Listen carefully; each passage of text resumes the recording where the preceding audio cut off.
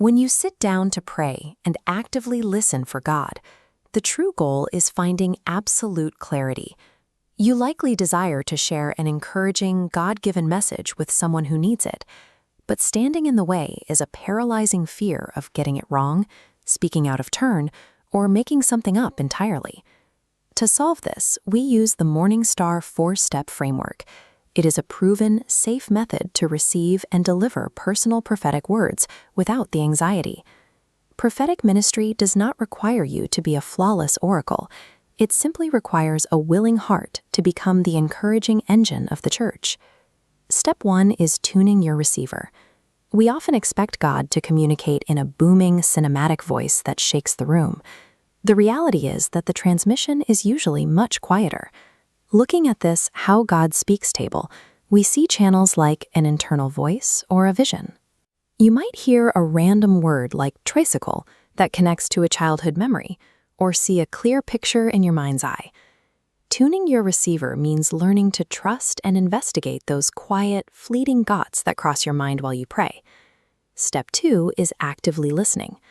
Before you try to receive anything, you invite the Lord's presence into the room and ask Him to give you His heart for the specific person sitting in front of you. This is where many people fall into the trap of striving. They panic, repeating, "Oh God, please give me a word," over and over in their heads. That internal noise completely blocks out the actual message. You have to rest. To quiet your mind, perform a body check. Scan your own physical sensations and emotions. If you suddenly feel a sharp pain in your shoulder or an unexpected wave of sadness, God might be highlighting a condition that belongs to the person you are praying for. Once you receive that sensation or image, you need a safety net to process it. This diagram outlines the RIA framework: revelation, interpretation, and application. Revelation is what you saw.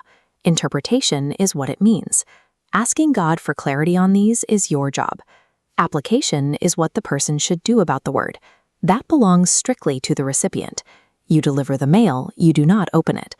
Staying within these boundaries eliminates the pressure to fix the person's life and keeps you safely in your lane. Step 3 is delivering the word. Look at this handwritten note comparing the process to door-to-door sales. Just like a salesperson, you must explicitly ask for permission before you share what you have. There is a strict boundary here. Avoid directional prophecy. You should never dictate major life events, like telling someone to marry, quit their job, or move. You must also practice clear integrity.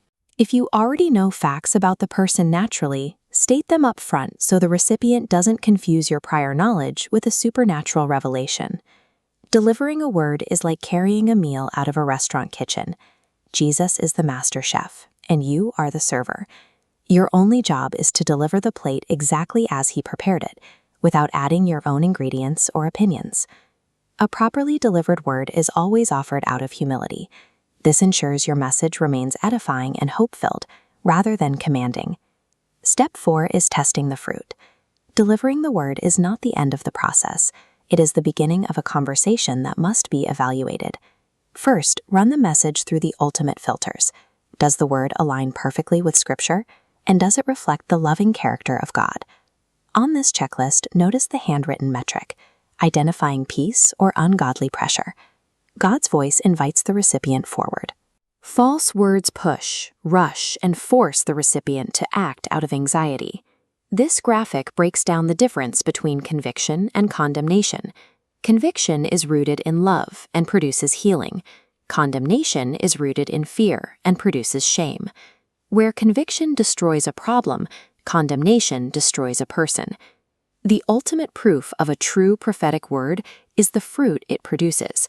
It will always lead to hope, growth, and freedom, and never to bondage. You now have the 4-part toolkit. You know how to rest without striving, filter your thoughts through the RIA framework, deliver the message like a faithful server, and test the fruit for peace. When you apply these steps, you help move a person from a place of anxiety to feeling deeply seen, known, and loved by God. Now it's time to put this into practice. Turn to a partner right now. Take 60 seconds to do a body check and listen. Then ask for permission to share what comes to mind.